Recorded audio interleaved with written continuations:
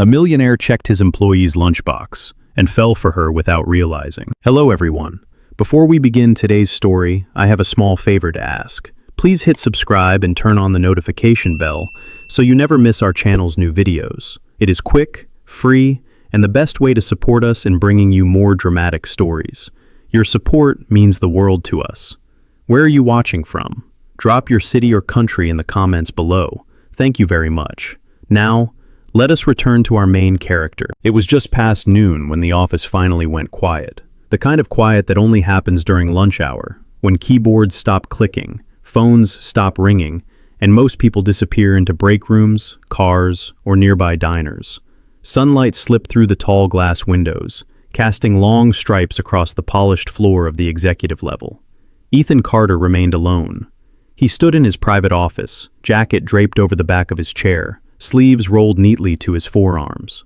On his desk sat a neat stack of reports worth millions of dollars, yet his attention drifted elsewhere. Down the hall, the faint hum of the employee break room caught his ear. He did not usually notice things like that. As the founder and majority owner of the company, Ethan had long trained himself to focus on numbers, strategies, and outcomes. People were assets on paper, productivity charts, performance reviews, names on a screen. But today, something small pulled him off course. He stepped into the break room, intending only to pour himself a cup of black coffee before his next meeting. The room was nearly empty. A microwave beeped softly, forgotten. A round table held several paper bags and plastic containers, clearly left behind in a rush. One lunchbox, however, stood apart. It was old, faded blue fabric. The zipper had been stitched twice, clumsily by hand. It did not belong in a building like this, surrounded by stainless steel appliances and designer suits. Ethan frowned, not in judgment but curiosity. He picked it up without thinking, intending to move it aside so the cleaning staff would not throw it away. The weight surprised him, lighter than expected. He hesitated, then slowly unzipped it. Inside was not what he expected. No takeout containers, no expensive salads, no brand names. Just a simple sandwich wrapped carefully in wax paper, a small apple, a plastic container holding what looked like homemade soup, and tucked neatly on top, a folded napkin with handwriting on it. Ethan unfolded the napkin. "Eat the apple last. Save the soup for tonight." He froze. The words were written in blue ink, slightly uneven, as if written quickly, yet with care. There was no name, no explanation. Just a quiet instruction, meant for someone who needed to stretch one meal into two. Ethan closed the lunchbox slowly. For the first time in years, something tightened in his chest that had nothing to do with profit or loss. He had reviewed hundreds of employee files. He knew salaries, he knew job titles. But this told him something no spreadsheet ever could. The door opened behind him. A young woman stepped inside, stopping short when she saw him holding the lunchbox. Her face drained of color. "I am so sorry," she said quickly, her voice calm but edged with panic. "That is mine. I did not mean to leave it here." Ethan turned. She stood straight, hands clasped in front of her, wearing a simple blouse and slacks that had been pressed more times than they should have been. Her employee badge read, Lily Morgan, Administrative Assistant, Level 1. "I was just moving it," Ethan replied evenly, handing it back. "I did not mean to pry." She took it, nodding once. "It is fine. Thank you." Their eyes met for a brief moment. There was no embarrassment in hers, no apology beyond courtesy, just quiet dignity. As she walked out, Ethan watched her go, unaware that this small, ordinary moment had already begun to undo him. He did not know her story yet. He did not know her sacrifices. He only knew that something about a simple lunchbox had followed him back to his office, settling into his thoughts, refusing to leave. And without realizing it, the millionaire had just taken his first step toward falling in love. Lily Morgan did not rush back to her desk. She walked the long way around the floor, lunchbox held close against her side, her steps measured and quiet. Not because she was afraid, but because she had learned long ago that drawing attention never helped. In a building filled with ambition, it was safer to move like background noise. She slid into her chair and powered on her computer as if nothing unusual had happened. Emails waited, calendar reminders blinked, a request for copies, a request for coffee, a request for overtime. Lily answered them all. What no one saw was the way her fingers tightened around the edge of the desk when her stomach growled, or how she glanced at the clock, calculating whether she could wait until evening to eat, or how the blue lunchbox, now tucked beneath her chair, felt heavier than it should have. She had packed that meal carefully the night before. The soup was left over from a batch she cooked on Sunday, enough to last 3 dinners if she stretched it. The sandwich was half of what she usually ate at lunch. The apple was for later, always for later. She wrote herself notes sometimes, not because she forgot, but because it helped her stay disciplined. It helped her survive. Lily had been with the company for just over a year. Entry level, no connections, no safety net.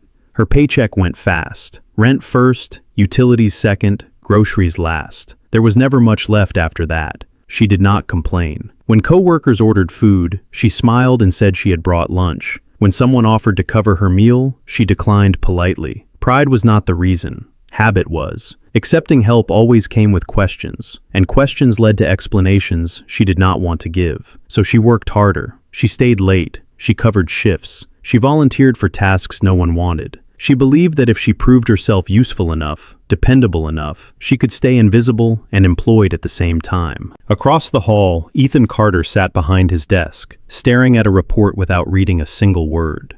The image of that lunchbox refused to leave him. He had built companies from nothing.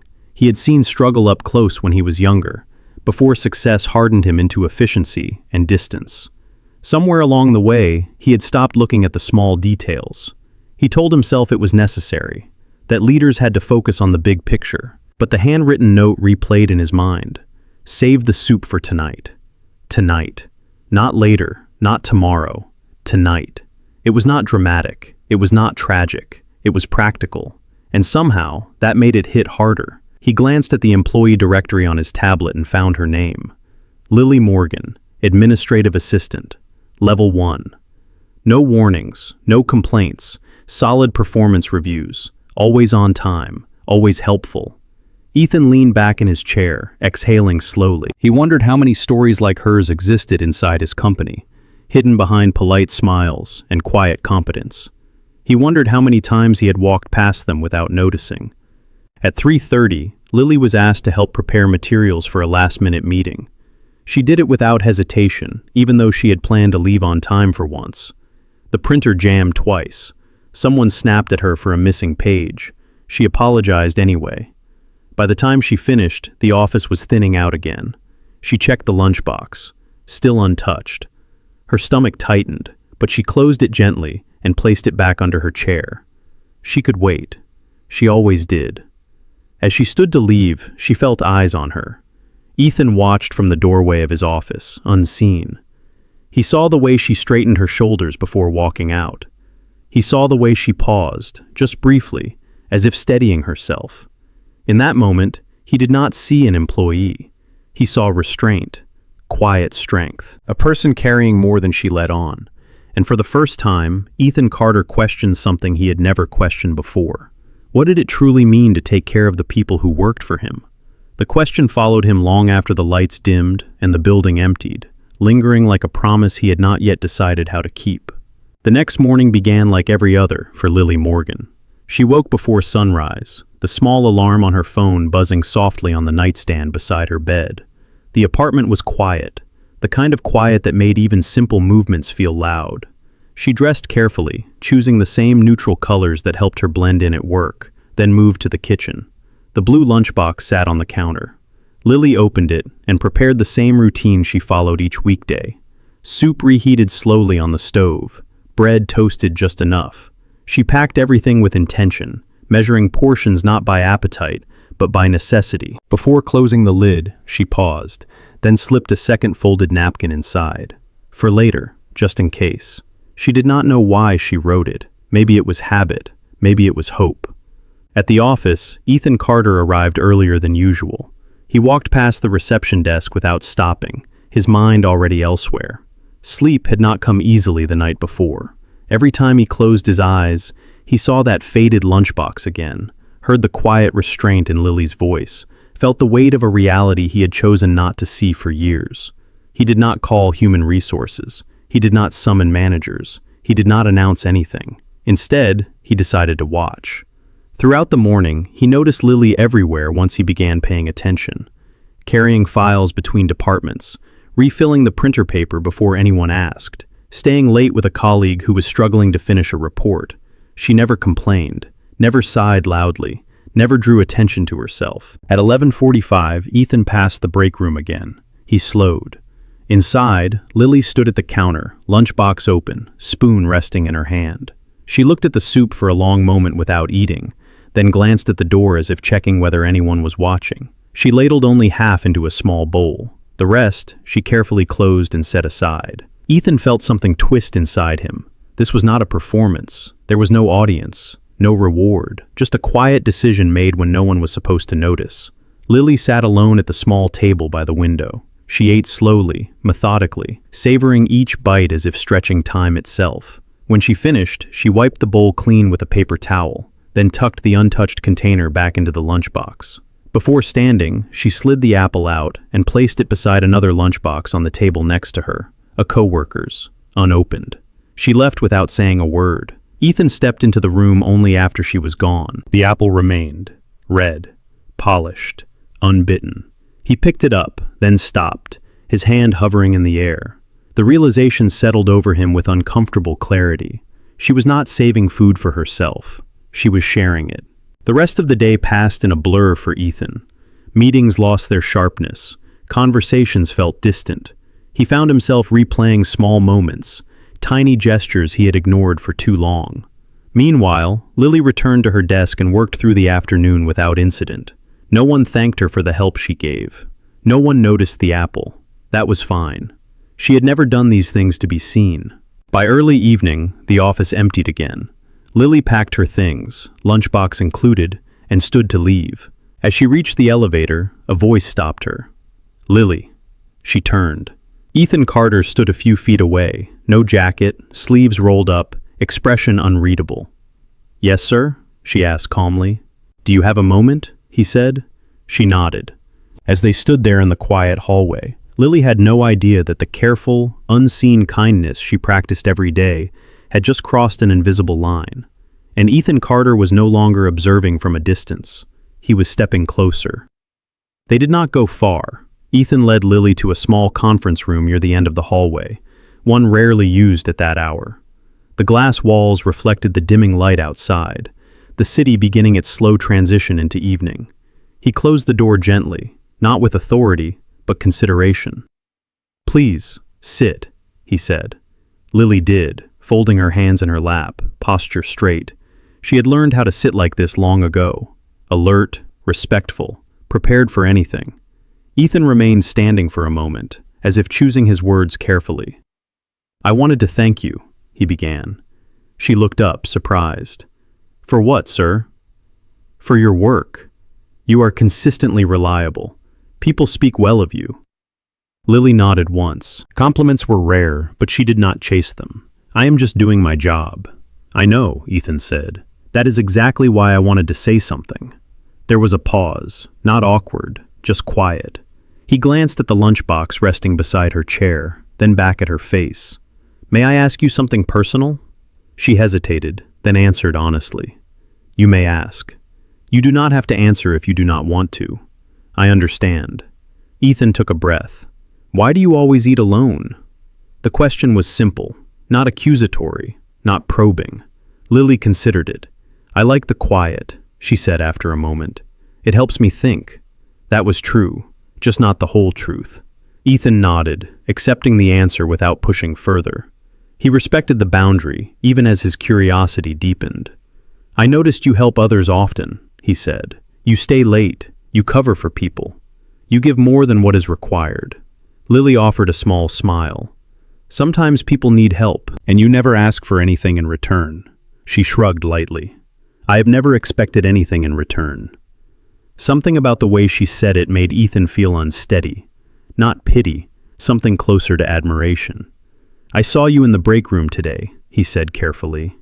"At lunch." Her fingers tightened slightly, just for a second. "I hope I did not do anything wrong," she said calmly. "No," Ethan replied quickly. "You did not." He met her eyes. "You did something kind, when no one was watching." The room felt smaller then. Lily lowered her gaze. It was nothing. Ethan disagreed, but he did not say it out loud. Instead, he surprised himself by saying something else. I used to believe leadership was about efficiency, he said, about results, about pushing people to their limits. She listened quietly. I am starting to think I may have been wrong. Lily looked up again, meeting his eyes with quiet curiosity. Ethan smiled faintly. I would like to get to know the people in this company better, starting with you. Her expression remained composed, but something softened. I am just an assistant, she said. You are more than that, Ethan replied, without hesitation. The elevator chimed faintly down the hall. I should not keep you, he added. It has been a long day. She stood, lifting her lunchbox. Thank you for your time, sir. Ethan, he corrected gently. She paused. Ethan. As she walked out, Ethan watched her leave, aware that this conversation had crossed another quiet line. He had not revealed who he truly was yet. But for the first time, he was no longer hiding from himself. The change did not happen all at once. It arrived quietly, folded into ordinary days. Ethan did not suddenly become generous, nor did he announce new policies or grand intentions. Instead, he began doing something far more unfamiliar to him. He paid attention. In meetings, he noticed who spoke and who stayed silent. In hallways, he noticed who carried extra work without complaint. And in the break room, he noticed patterns that had once been invisible, especially Lily. She continued exactly as before. She arrived early, she stayed late, she answered questions before they were asked. She never lingered at her desk when someone else needed help, and she never complained when her own workload doubled. What Ethan noticed most, however, was what she did when she thought no one was watching. On Thursday afternoon, a junior employee was reprimanded sharply for a mistake that had not been entirely his fault. Lily said nothing during the exchange. She did not interrupt. She did not defend him publicly. But after the meeting ended, Ethan saw her approach the young man quietly. She handed him a stack of notes, her own handwriting covering the pages. I already fixed most of it, she said gently. You can use this. The man stared at the papers, stunned. You did not have to do that. I know, Lily replied, but it might help. She walked away before he could thank her. Another day, an intern skipped lunch entirely, claiming a deadline. Ethan saw Lily open her lunchbox, hesitate, then close it again. 10 minutes later, she returned with 2 cups of water and half her sandwich, placing it on the intern's desk without a word. No explanation, no credit. Each time, Ethan felt the same uncomfortable tightening in his chest.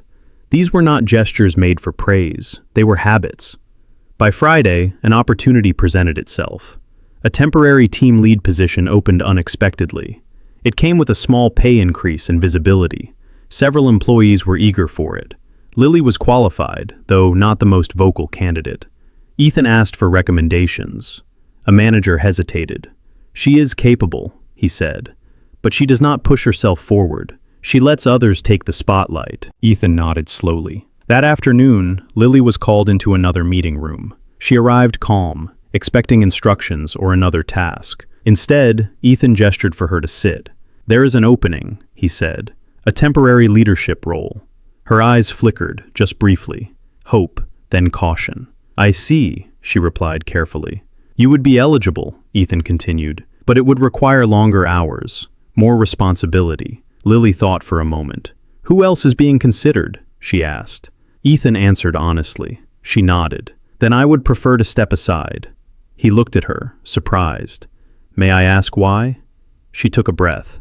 The others need the hours more than I do right now, and one of them has a family situation that would benefit from the pay increase. There it was again, the quiet choice. Ethan studied her, searching for hesitation, for hidden motive. He found none. You could use the money, he said gently. Yes, Lily replied. But someone else needs it more. The room went silent.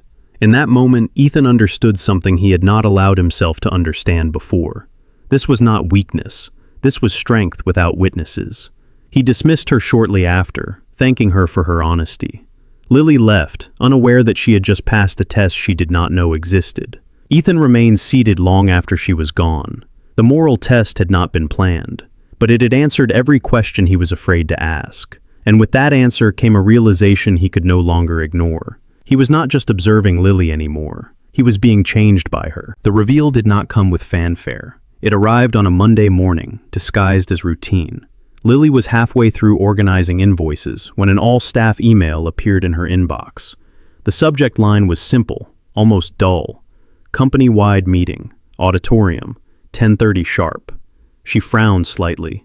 Meetings like this were rare and usually involved upper management only. Still, attendance was mandatory. She saved her work, grabbed a notebook, and joined the slow stream of employees heading downstairs.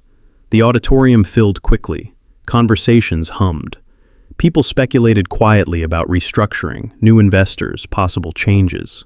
Lily took a seat near the aisle, far enough back to avoid attention. She had no expectations. The lights dimmed. A senior executive stepped onto the stage and cleared his throat. He spoke about growth, about vision, about the company's future. Lily listened politely, her thoughts drifting to the tasks waiting on her desk. Then the tone shifted. "And now," the executive said, smiling, "I would like to introduce the person who started all of this." Applause erupted. Lily looked up. Ethan Carter walked onto the stage. Not the Ethan from the hallway. Not the Ethan who rolled up his sleeves and asked careful questions. This Ethan moved with quiet authority, his presence commanding the room without effort. Founder, owner, billionaire. The air seemed to leave Lily's lungs all at once. She stared, frozen, as he took the microphone and thanked the team. His voice was the same, calm, measured, but now every word carried weight she had never attached to it before. Her mind raced backward. The break room, the lunchbox, the questions, the way he had watched her. He had known, all along. Applause thundered again as Ethan finished speaking. People stood. Lily remained seated, her hands gripping her notebook so tightly her knuckles ached. She felt exposed, observed, tested. The meeting ended and the crowd began to disperse. Lily stayed where she was, heart pounding, until the room emptied enough for her to stand without drawing attention.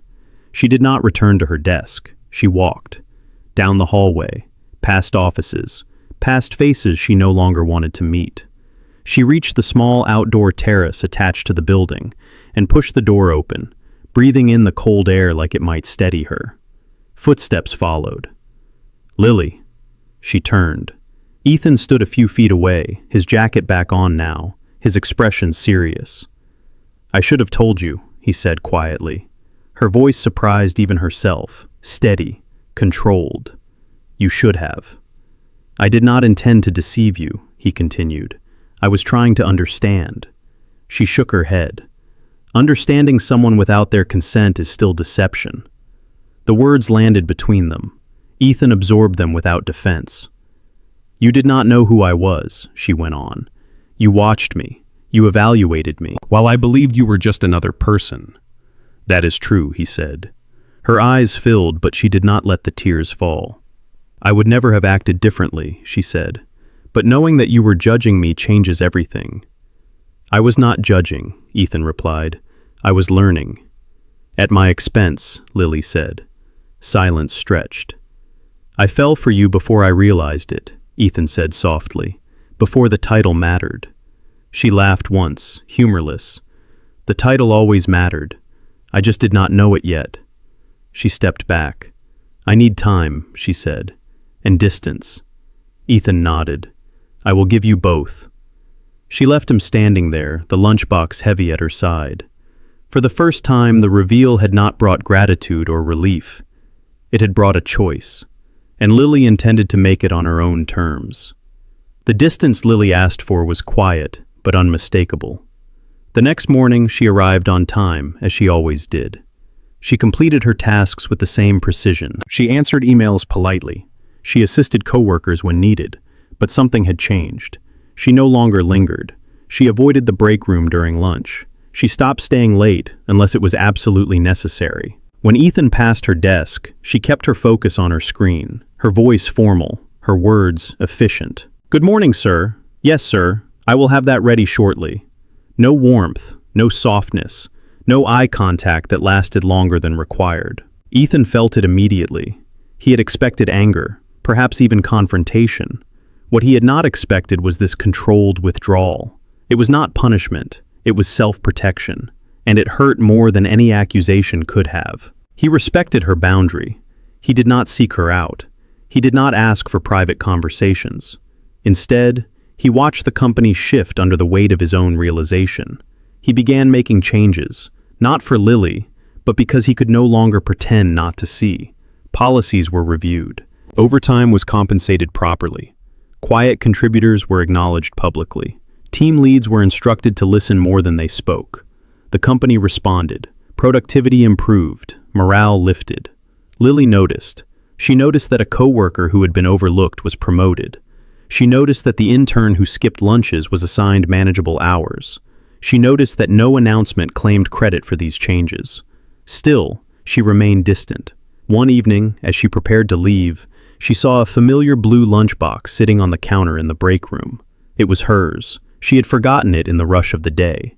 Inside, everything was untouched. She closed it slowly, her chest tightening, not because of hunger, but because the routine had lost its meaning. Sharing felt complicated now. Vulnerability felt risky. She stepped outside into the cool air, unsure whether to feel proud of her independence or lonely in its cost. Across the street, Ethan sat in his car, hands resting on the steering wheel, watching the building lights turn off one by one. He had done what she asked. He had given her space. But space, he was learning, did not heal everything. He remembered her words clearly. Understanding someone without their consent is still deception. The truth stung because it was fair. That night, Ethan made a decision. If he wanted to earn anything from Lily again, it would not be through observation, authority, or advantage. It would have to be through accountability. The next morning, a message went out to the entire company.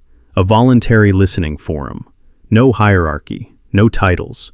Employees were invited to speak openly about what they needed, anonymously if they chose. Ethan would attend. Lily read the email twice. She did not plan to speak. She had learned how dangerous honesty could be when power was uneven. Still, something in her shifted. Not trust, not yet, but curiosity. At the forum, she sat among dozens of coworkers, her presence unremarkable. Ethan sat in the same chair as everyone else. No stage, no microphone. One by one, people spoke. About exhaustion, about fear, about invisible labor. Ethan listened. He did not interrupt. He did not explain. He wrote notes by hand. Then, unexpectedly, Lily stood. The room fell quiet. She spoke without naming herself, without accusation. She spoke about what it felt like to give without being seen, to share because it was right, not because it was rewarded, to work hard while protecting one small piece of dignity. When she finished, she sat back down. Ethan did not look at her, but something in his expression told her he had heard every word. The distance between them remained, but for the first time since the reveal, it no longer felt like a wall. It felt like a path that still needed to be earned. The shift did not happen overnight, but it became impossible to ignore. After the listening forum, things inside the company began to move with intention. Not loudly, not performatively, but deliberately. Ethan followed through on every note he had taken. He created a quiet fund to support employees facing temporary hardship, administered anonymously so no one would feel exposed. He restructured workloads so overtime was no longer an unspoken expectation. He instructed managers to recognize contributions that usually went unseen. No emails announced these changes with his name attached. Lily noticed anyway. She noticed when a coworker quietly thanked her for helping him stay afloat during a difficult month. She noticed when an intern smiled with relief after being told to go home on time. She noticed when her own workload became manageable for the first time since she had joined the company. Still, she said nothing. Trust, once cracked, did not return easily. One evening, weeks later, Lily stayed late to finish a report. The office was nearly empty when she finally shut down her computer. She stood, stretching slightly, and reached beneath her chair. Her lunchbox was gone. Her heart skipped. She searched her desk, the break room, the hallway. Nothing. Panic tightened her chest. That lunchbox was old, yes, but it was hers. Familiar, reliable. A small constant she had carried through harder days than most people would ever know. She returned to her desk, forcing herself to breathe. Then she saw the note. It rested neatly beside her keyboard. "Please meet me in the break room. I owe you something." No name was signed. Lily hesitated, then picked up the note and walked down the hall. The break room lights were dimmed. Ethan stood by the counter, the blue lunchbox resting between his hands. It had been cleaned carefully, the zipper repaired properly, the stitching reinforced but unchanged. "I hope it is all right," he said quietly. "I did not want to replace it. I wanted to return it better." She stared at the lunchbox, emotions rising unexpectedly. "You should not have taken it," she said. "I know," Ethan replied. "That is why I am returning it personally and apologizing again." He slid it toward her, then stepped back. "I do not expect forgiveness," he continued, "and I am not asking for gratitude. I only want you to know that I have listened, and I will keep listening." Lily opened the lunchbox slowly. Inside was her usual meal: the soup, the sandwich, the apple, and a folded napkin. Her breath caught as she opened it. "Eat now. You do not have to save everything for later." She looked up. Ethan did not smile. He did not explain. He only met her gaze, steady and sincere. "This is not an offer," he said. "It is a choice, on your terms." For a long moment, Lily said nothing. Then she closed the lunchbox and held it against her chest. "This does not change everything," she said carefully. "I understand," Ethan replied. "But it changes something," she continued. She met his eyes fully for the first time in weeks. "That matters." She turned to leave, lunchbox in hand, heart heavier and lighter all at once. Behind her, Ethan remained standing in the quiet room, knowing that the grand gesture he had chosen was not money, power, or promises. It was respect, and for the first time, Lily began to believe that it might be enough to build something real. Time did what confrontation could not. It softened the sharp edges. Weeks passed, then months. The company settled into a new rhythm, one that felt steadier, more humane. People still worked hard, but they no longer felt invisible while doing it. The changes Ethan had put into place endured, not because he enforced them, but because they worked. Lily noticed the difference most in the small moments. Lunch breaks became quieter, but fuller. Not louder, not extravagant, just unhurried. She still brought her blue lunchbox every day. She still packed carefully. But now, she ate when she was hungry, not when she could endure no longer. Sometimes, she shared. Sometimes, she did not. And for the first time, both felt equally acceptable. Ethan kept his distance, just as he had promised. Their interactions remained professional, respectful, balanced. But something unspoken lived beneath every exchange, no longer heavy, but present. One afternoon, as autumn light filtered through the office windows, Lily found a message waiting on her desk. "Would you join me for lunch today? No obligations, no expectations." She stared at the note for a long moment. Then she picked up her lunchbox and stood. They sat outside, on a simple bench across the street from the building. No conference room, no titles, just two people and the city moving quietly around them. Lily opened her lunchbox. Soup, sandwich, apple. Ethan smiled, not at the food, but at the familiarity of it. "This was never about the lunchbox," he said gently. "I know," Lily replied. "It was about what it represented." They ate in comfortable silence for a while. "I want to say something," Ethan said eventually, "and I will understand if you do not feel the same." She looked at him, calm and open. "I fell in love with you before I knew how powerful you were," he continued, "and I stayed because of who you are, not what you give." Lily considered his words carefully. "I stayed because you changed," she said. "Not for me, for everyone." She reached into her lunchbox and pulled out the napkin he had written on weeks before. She had kept it, folded neatly. "This," she said, "was the moment I realized you saw me as a person." Ethan nodded. "I would like to build something real," he said. "Slowly, honestly, without imbalance." Lily smiled softly. "Then we start here," she said, offering him half her sandwich. He took it. Months later, the blue lunchbox sat framed in a quiet corner of the company headquarters, not as a symbol of hardship, but of humanity. Employees passed it every day without knowing the full story. But Lily and Ethan did. Love had not arrived with wealth, power, or revelation. It arrived quietly, in a shared meal, in respect earned, in the choice to see someone fully and to be changed by it. And sometimes, that was all it took to change everything.